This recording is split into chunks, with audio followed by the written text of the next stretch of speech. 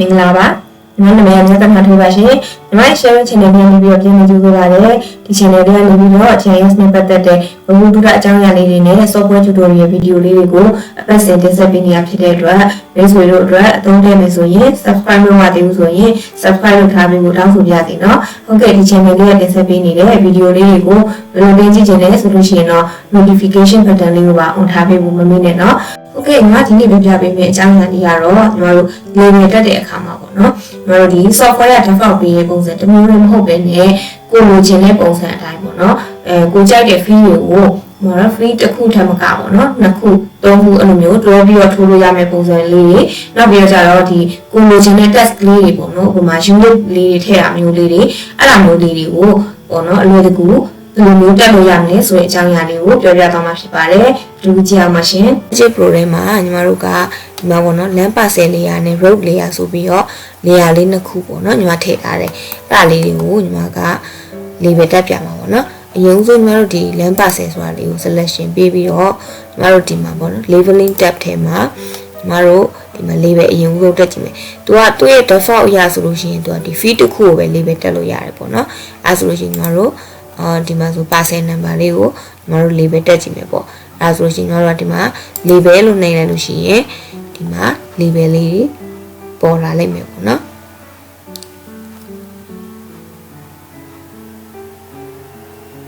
ဒီမှာပေါ်လာပါပြီ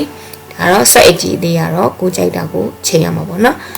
ကိုထုတ်ချင်တဲ့ map ထုတ်ချင်တဲ့အနေထားနဲ့ကိုမြင်ချင်တဲ့ size ကလေးနဲ့အဆင်ပြေတဲ့အထိကိုညီမတို့ထုတ်ပေးရမှာဖြစ်တယ်ပေါ့နော်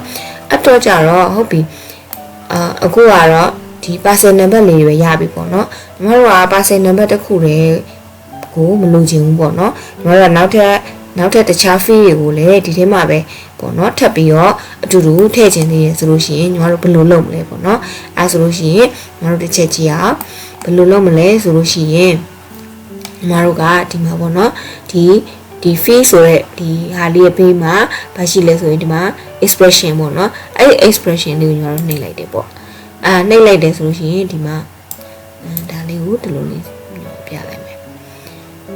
အခုလောဆယ်ရှိနေတာကညီမတို့ကဘာရှိနေရလဲဆိုတော့ဒီမှာ parcel number ပဲရှိနေတာပေါ့နော်အဲ့တော့ကြတော့ဒီ parcel number ကိုညီမတို့ကနောက်မှာပေါ့နော် land လေးထည့်မယ်ပေါ့နော် land လေးထည့်မယ်ဆိုလို့ရှိရင်ညီမတို့ကဒီမှာအပေါင်းလေးနှိပ်လိုက်တယ်အပေါင်းလေးနှိပ်ပြီးလို့ရှိရင်ညီမတို့ကဒီမှာညီမတို့land နာမည်လေးsorry ရက်ကွက်နာမည်ထည့်မယ်ပေါ့နော်ဒီမှာရက်ကွက်ပဲရှိရဆိုတော့ရက်ကွက်နာမည်လေးထည့်လိုက်မယ်အဲ့ဒါပြီးလို့ရှိရင်ညီမတို့ apply နှိပ်လိုက်မယ်ဒါဆိုလို့ရှိရင်ဒီမှာပေါ့နော်ဒီမှာဟိုနဲ့ parcel number နဲ့ဒီမှာရက်ကွက်နာမည်လေးနဲ့တွဲပြီးတော့ပြပေးရပေါ့နော်ဒီမှာဆို space ချလို့ရတယ်ပေါ့နော် space ချခြင်းကြတော့ညီမတို့ကဒီမှာဟိုလေးနဲ့ double quote ကလေးထည့်လိုက်တယ်ပြီးလို့ရှိရင်ဒီကြားထဲမှာ space ပေါ့နော်ဒီကြားထဲမှာ space လို့ပြောလိုက်တယ်အဲ့ဒါပြီးတော့မှညီမတို့အပေါင်းလေးထည့်တယ်ပေါ့နော်အဲ့ဆိုလို့ရှိရင်ညီမတို့က space လေးနဲ့ခြားသွားလိုက်မယ်ဒီမှာပေါ့နော် space လေးနည်းနည်းခြားသွားတယ်ဟုတ်ပြီအဲ့ပြီးလို့ရှိရင်ညီမတို့ကဘာထပ်လုပ်ချင်သေးလဲဆိုတော့အခုက space ခြားပြီးတော့မလုပ်ချင်ဘူးပေါ့နော်ညီမတို့အောက်မှာတစ်ခုအနေနဲ့တီးတက်လုပ်ချင်တယ်ဒါဆိုရှင်ညီမတို့ label ကအရင်ကြီးနေတာဆိုတော့ဒါလေးကိုခဏပိတ်ပြီးတော့ကြည့်ကြအောင်လို့နည်းနည်းသေးလိုက်မယ်အကွက်ကလေးတွေကသေးပြီးတော့ label ကကြီးနေပေါ့နော်ဒါဆိုရင်ညီမတို့ကအဲ့လိုကြည့်ကြအောင်လို့သေးလိုက်လို့ရပါတယ်ဒါကတော့နမူနာ label ထိုးပြနေရဆိုတော့ဒီ map ထုတ်ဖို့အတွက်မချိန်တော့ဘူးเนาะဒါတော့ label တည်တံ့ဆိုတော့ကြတော့အခုငါတို့ကအခုနောက်ထပ်ဘာထပ်လုပ်မလဲဆိုလို့ရှိရင်အခုဒီလိုမျိုးပေါ့နော်တစ်ကြောင်းလည်းမဟုတ်ဘူးနှစ်ကြောင်းလိုချင်နေဆိုရင်ဘယ်လိုလုပ်မလဲဆိုဆက်ပြောပြမယ်ပေါ့နော်အဲ့ကြလို့ရှိရင်လည်းညီတို့ဒီအားလေးကိုပဲ expression လေးမှာပဲတွားပြင်မှာပေါ့နော်ပြင်မှာဆိုညီတို့ဒီတစ်ခါကျတော့ဘယ်လိုလုပ်မလဲဆိုလို့ရှိရင်ဒီကြားထဲမှာပေါ့နော်ဒီကြားထဲမှာညီတို့ကဘာထည့်လိုက်မလဲဆိုလို့ရှိရင်text formatting text formatting formatting .new line လို့ပြောလိုက်မယ်NEWLINE text formatting .new line လို့ပြောလိုက်ပြီးတော့ညီမတို့က apply နှိပ်ကြည့်လိုက်မယ်ဒါဆိုလို့ရှိရင်ဘယ်လိုဖြစ်သွားတယ်လဲပေါ့နော်ဒါဆိုလို့ရှိရင်ဒီမှာနှစ်ကြောင်းဖြစ်သွားတယ်ပေါ့နော်အပေါ်က parcel number အောက်ကကြတော့ ရက်ကွက်အမည်နဲ့ပေါ့နော်ဒီလိုမျိုးလေးဖြစ်သွားတယ်ပေါ့ဟုတ်ပြီအဲ့ဒါဆိုလို့ရှိရင်ဒီကောင်လေးမထိုးချင်ဘူးညီမတို့ဘာထိုးမလဲဆိုလို့ရှိရင်ညီမတို့ကဒီ area ပေါ့နော်မြေကွက် area ကိုထိုးချင်တယ်အဲ့ဒါဆိုလို့ရှိရင်ဘယ်လိုလုပ်မလဲပေါ့အဲ့ဆိုရင်တစ်ချက်ကြည့်ကြအောင်ဒါလေးကိုညီမဖြတ်ပလိုက်တော့မယ်ဖြတ်ပလိုက်ပြီးတော့ area ဆိုဒီမှာ square meter နဲ့ပေါ့နော်ပြထားတဲ့ area လေးရှိရဒါလေးကိုယူကြည့်မယ်ဒါဆိုရင် area လေးတွေသူပြမယ်ပေါ့နော်ဒါဆိုလို့ရှိရင် area တွေပြမယ်ဒါပေမဲ့ area တွေကကြတော့ညီမတို့ကဒီတွက်ထုတ်ထားတာဆိုတော့ကြတော့ဒီမှာနောက်ကတော့ဒသမကဏ္ဍတွေကအများကြီးဖြစ်နေရပေါ့နော်အဲ့တော့ကြတော့ညီမတို့အဲ့ဒသမကဏ္ဍတွေကိုပြအောင်ပေါ့နော်ပြအောင်ဖြောင်းမယ်နှလုံးလောက်ပဲထားမယ်ပေါ့အဲ့ဒါဆိုလို့ရှိရင်ညီမတို့ဘယ်လိုထားမလဲကြည့်ကြအောင်အဲ့ဆိုရင်ညီမတို့ကဒီမှာဒီ shape မှာပေါ့နော်ဒီ shape မှာညီမတို့က round ပေါ့နော် R O U N D round လို့ရှိရင်ကွင်းစားလို့ရှိရင် N U M B E R number လို့ရိုက်မယ်လို့ရှိရင်ညီမတို့ကနောက်ထပ်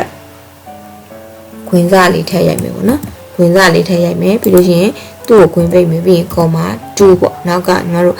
ဒသမနှလုံးပဲယူမယ်ပေါ့နော်ပြီးလို့ရှိရင်ညီမတို့ခွင်းပြတ်ပိတ်မယ်ခွင်းပြတ်ပိတ်ပြီးလို့ရှိရင်ညီမတို့တစ်ချက်ကြည့်ကြည့်မယ်ပေါ့နော် apply ဆိုပြီးတော့နှိပ်ပြီးတော့ကြည့်ကြည့်လိုက်မယ်ဒါဆိုလို့ရှိရင်ညီမတို့ကဒီနောက်မှာနှလုံးပဲပေါ်တော့တယ်ပေါ့နော်ဒီမှာ0ဆိုရင်တော့မပေါ်တော့ဘူးပေါ့ဒီမှာဆိုရင်ဒါဆိုရင်မရှုပ်တော့ဘူးလေ area လေးတွေကိုပြတာဒါဆိုရင်သူကလေးနဲ့သူသူ့မြေကွက်နဲ့သူရှင်းရှင်းလင်းလင်းဖြစ်သွားပြီပေါ့နော်အဲ့မှာညီမတို့က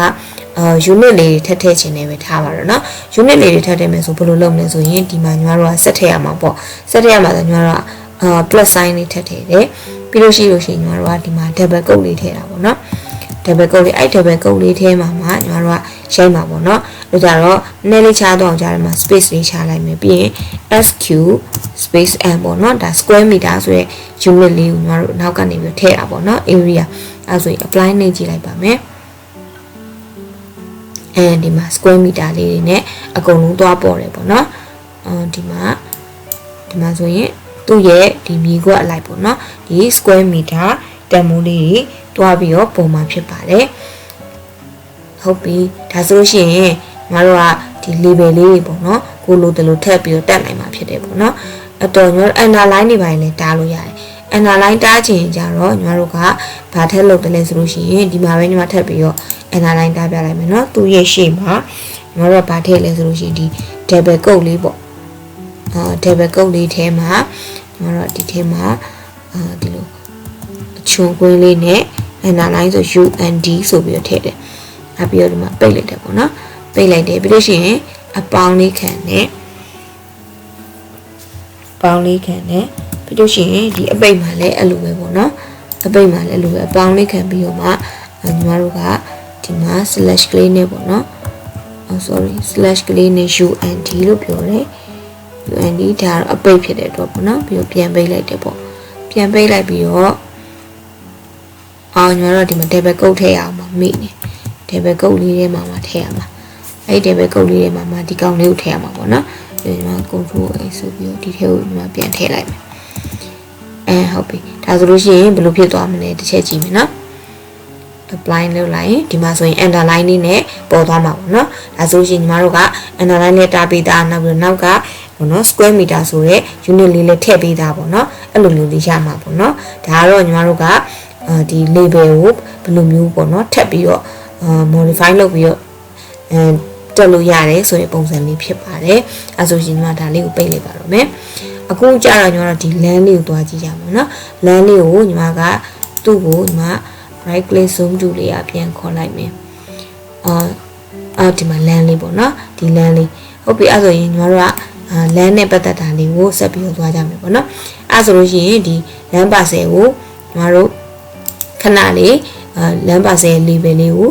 ခဏလေးပိတ်ထားလိုက်မယ်ပေါ့နော်အခုဒါ land ကိစ္စလေးတွားရအောင် land မှာဆိုရင်ညီမတို့ကဘယ်လိုတက်ချင်တာလဲဆိုတော့ဒီ field တစ်ခုထဲမှာပေါ့နော်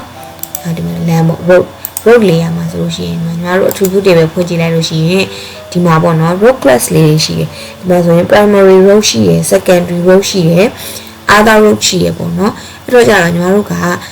ဒီ land နာမည်ကိုထိုးခြင်းတယ်ဒါပေမဲ့ဒီ road class alike ညီမတို့ကဒီပေါ့နော်နာမည်ရဲ့ size တွေအရောင်တွေကိုညီမတို့ကစားခြင်းတယ်ပေါ့နော်အဲ့ဒါဆိုရင်ဘယ်လိုထိုးမလဲထိုးပြပါမယ်အဲ့တော့ညီမဒါလေးကိုပြန်ပိတ်လိုက်မယ် ပေးလိုက်ပြီးအရင်ဆုံးသူ့ကို select ပေးထားမယ်ပြီးလို့ရှိရင်ဒီ labeling ထဲမှာညီမတို့ဒီ row name ပေါ့နော် row name ဆိုတာရှိတယ်အဲ့ကောင်လေးကိုညီမတို့က label တက်လိုက်မယ်ဆိုလို့ရှိရင်ဒါကကြတော့သူ့ရဲ့ငကိုပေါ့နော်မူလ default ပုံစံပေါ့ညီမတို့ကဒီပုံစံဟိုမှာထပ်ပြီးတော့ညီမတို့လိုသလိုထပ်ပြီးတော့ပြင်ကြမယ်ပေါ့နော်ပြင်ကြမယ်ဆိုတော့အဲ့ဒါကဘယ်လိုပြင်မလဲဆိုလို့ရှိရင်ညီမတို့ကဒီမှာပေါ့နော်ဒီ class ဆိုတာရှိရဲ့အဲ့ class လေးမြားလေးအောက်ကိုနှိပ်လိုက်ရင် create label class ဆိုတာရှိရဲ့အဲ့ဒါလေးကိုညီမတစ်ချက်ထပ်ပြီးတော့နှိပ်လိုက်မယ်ပြီးလို့ရှိရင်ညီမကဒီမှာ primary row လို့ပြောမယ် primary primary row ပေါ့နော် primary row ဆိုပြီးတော့ okay နှိပ်လိုက်မယ်ပြီးရင်ငါဘာလုပ်ချင်လဲဆိုတော့ဒီမှာပေါ့နော် SQL ဆိုတာလေးရှိရဲ့အဲ့ SQL လေးကိုနှိပ်လိုက်မယ်နှိပ်လိုက်ပြီးလို့ရှိရင်ဒီမှာပေါ့နော်expression ဆိုတာရှိတယ်ဒီ new expression လေးကိုငါထပ်နှိပ်လိုက်မယ်နှိပ်လိုက်ပြီးတော့ဒီမှာထပ်ယူပေးမယ်ပေါ့နော် row class ကငါတို့ကဒီမှာ primary row လေးကိုပဲပြပေးပါဆိုပြီးတော့မှငါတို့ရွေးလိုက်မယ်ရွေးလိုက်ပြီးတော့ဒီမှာပေါ့နော်ဒီမှာဆိုလို့ရှိရင်သူက primary row ပဲပြပေးတော့မယ်အဲ့တော့じゃအရောင်လေးကွဲသွားအောင်လို့ညီမကဒါလေးကိုအရောင်တစ်ခုပေါ့နော်ဒါပါအနီလေးပဲမှတ်လိုက်ပေါ့နော်ဒါဆိုသူကအနီလေးနဲ့ပြပေးမှာပေါ့အဲ့တော့ဒီအောက်ကအမဲတွေကဘာလို့ပေါ်နေရလဲဆိုတော့ကြတော့ညီမတို့ကဒီမှာပေါ့နော် class ကနှစ်ခုဖြစ်နေပြီ primary row ရှိတယ် class 1ရှိတယ် class 1ကကြတာအားလုံးမူလပေါ်တဲ့ default ဖြစ်နေတယ်အဲ့တော့ညီမတို့ class 1ကိုမပြချင်ဘူးဆိုရင်ဒီ click လေးပေါ့နော် label feature in this class ဆိုတာလေးကိုပိတ်ထားလိုက်ဒါဆိုဒီ class 1ကပျောက်သွားပြီပေါ့နော်ဒါဆိုရင်ဒီမှာ primary row နှစ်ခုရဲ့အမည်ပဲပေါ်နေတယ်ပေါ့အဲ့တော့ညီမတို့ကကြီးလေးလိုချင်နေဆိုလို့ရှိရင်နည်းနည်း size လေးကိုနည်းနည်းလေးထပ်ပြီးတော့ကြီးပေးမှာပေါ့နော်သူကအကြီးဆုံး sorry အကြီးဆုံးဖြစ်တယ်ပေါ့နော်အဲ့တော့ကြတော့သူ17လောက်ထားလိုက်မယ်ပြီးရင်တော့နောက်ထပ် row class တစ်ခုကိုထပ်ပြီးတော့လုပ်ကြမယ်နောက်ထပ် row class တစ်ခုထပ်လုပ်ကြမယ်ပေါ့နော်အဲ့တော့ညီမတို့ဒီမှာ class ကိုနောက်ထပ်create label class တွေထပ်ပြီးတော့ခေါ်လိုက်တယ်အဲ့ပြီးလို့ရှိရင် secondary row ပေါ့နော် secondary secondary row secondary row လို့ပြောပြီးတော့ okay နှိပ်လိုက်တယ် okay နှိပ်လိုက်လို့ရှိရင်ညီမတို့ကဘာဖြစ်သွားလဲဆိုတော့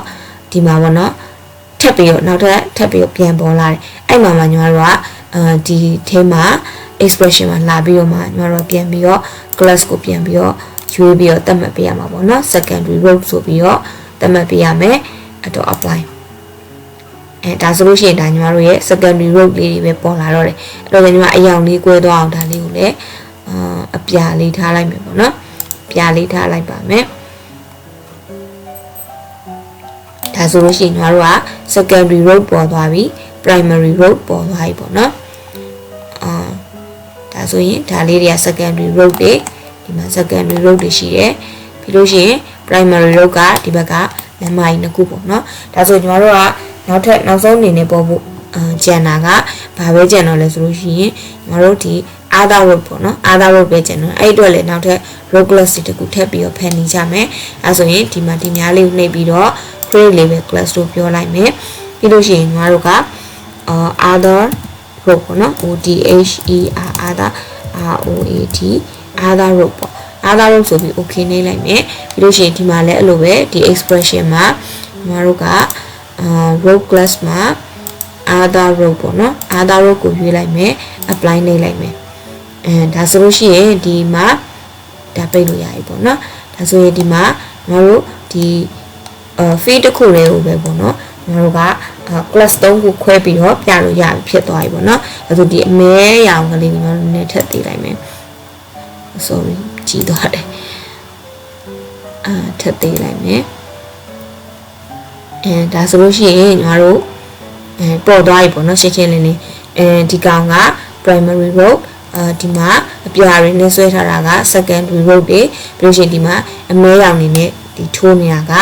other row တွေဆိုပြီးတော့မှညီမတို့က field တစ်ခုထဲမှာဒီ class တွေအမျိုးမျိုးခွဲပြီးတော့မှညီမတို့ label တက်လို့ရမှာဖြစ်ပါတယ်ဟုတ်ကဲ့ညီမဒီနေ့ပြောပြပေးခြင်းတဲ့အကြောင်းအရာလေးကတော့ဒီလောက်ပါပဲရှင်သဘောကျလိမ့်မယ်လို့မျှော်လင့်ပါတယ်နောက်ပြကြလို့ရှိရင်လည်းညီမသုံးဝင်မဲ့ပေါ့နော်ခေါင်းစဉ်လေးတွေနဲ့အတူတူပြန်လာခဲ့ပါအောင်မယ်အဆုံးထိကြည့်ပေးတဲ့အတွက်လည်းကျေးဇူးအများကြီးတင်ပါတယ်ရှင်အားလုံးပဲကျန်းမာပေးခင်ကြပါစေဖိုင်မယ်ပါရှင်